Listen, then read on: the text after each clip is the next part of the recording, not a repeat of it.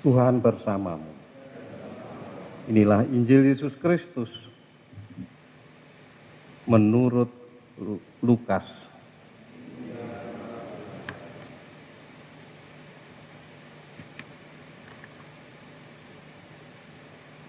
Pada waktu itu, Yesus mendaki sebuah bukit untuk berdoa.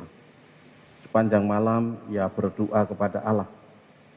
Keesokan harinya ia memanggil murid-muridnya dan memilih dari antara mereka 12 orang yang disebutnya rasul. Mereka itu ialah Simon yang juga diberi nama Petrus, Andreas saudara Simon, Yakobus dan Yohanes, Filipus dan Bartolomeus, Matius dan Thomas, Yakobus anak Alfeus dan Simon dari kalangan Selot, Yudas anak Yakobus dan Yudas Iskariot yang kemudian menjadi pengkhianat.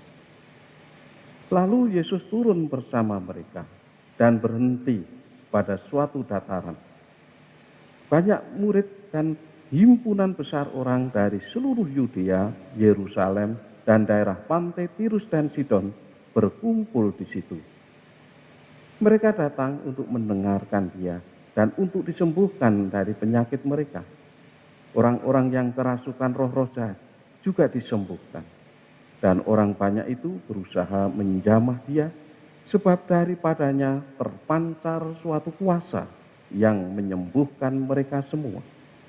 Demikianlah Injil Tuhan.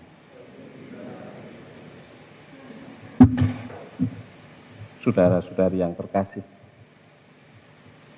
apa yang dilakukan Yesus dalam memilih para rasul ini juga bisa menjadi semacam pegangan bagi kita, atau patokan, atau pedoman sebelum kita bertindak, atau sebelum kita menjatuhkan suatu keputusan.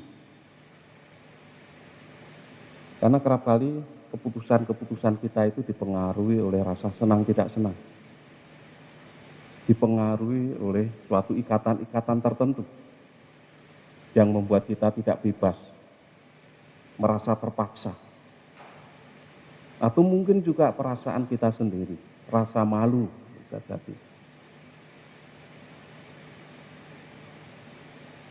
Hal-hal apa yang diwariskan Yesus sebelum kita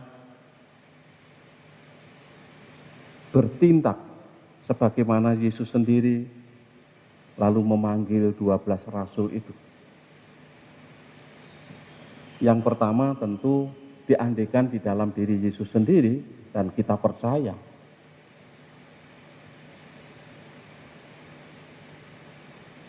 Tadi disebut sebelum menetapkan 12 rasul dia berdoa. Ini salah satu syarat.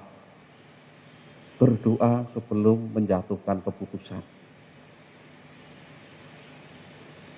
Dan Yesus sendiri juga bebas dalam memilih ke-12 rasul itu. Tidak ada yang menekan. Tidak ada yang memaksakan atau menyodor-nyodorkan dan lain sebagainya. Kalau tahu itu terjadi, Yesus bebas memilih. Jadi sikap lepas bebas itu memang menjadi salah satu syarat. Di mana orang sungguh-sungguh dalam kondisi lepas bebas. Kecondongannya hanya tertuju dan terarah kepada kemuliaan Tuhan atau keselamatannya sendiri. Keselamatan jiwa sendiri maupun jiwa orang lain.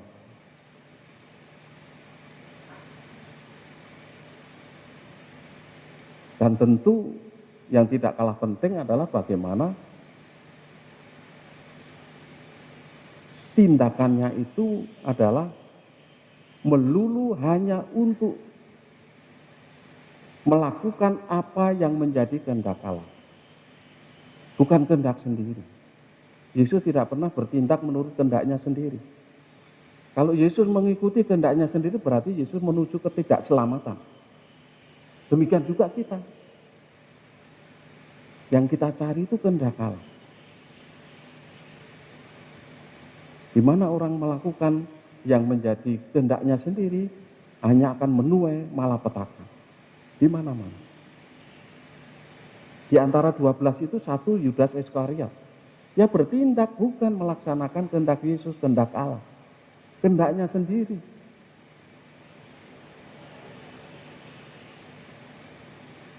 Maka dia celaka, tidak selamat.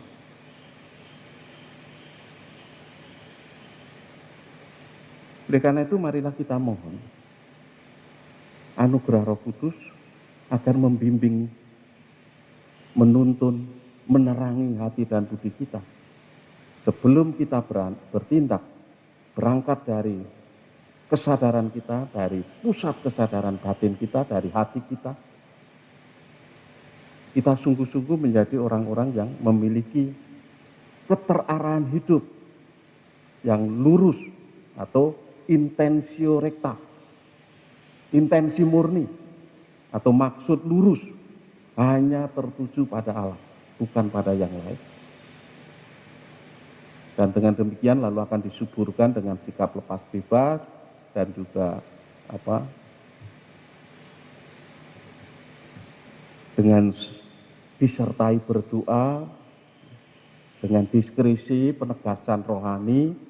Tentu apa yang kita timbang-timbang, apa yang kita pilih, kita pilah-pilah lalu kita pilih, itu bisa menjadi sungguh-sungguh kehendak Allah yang akan arahnya untuk kemuliaan Allah maupun untuk keselamatan jiwa-jiwa.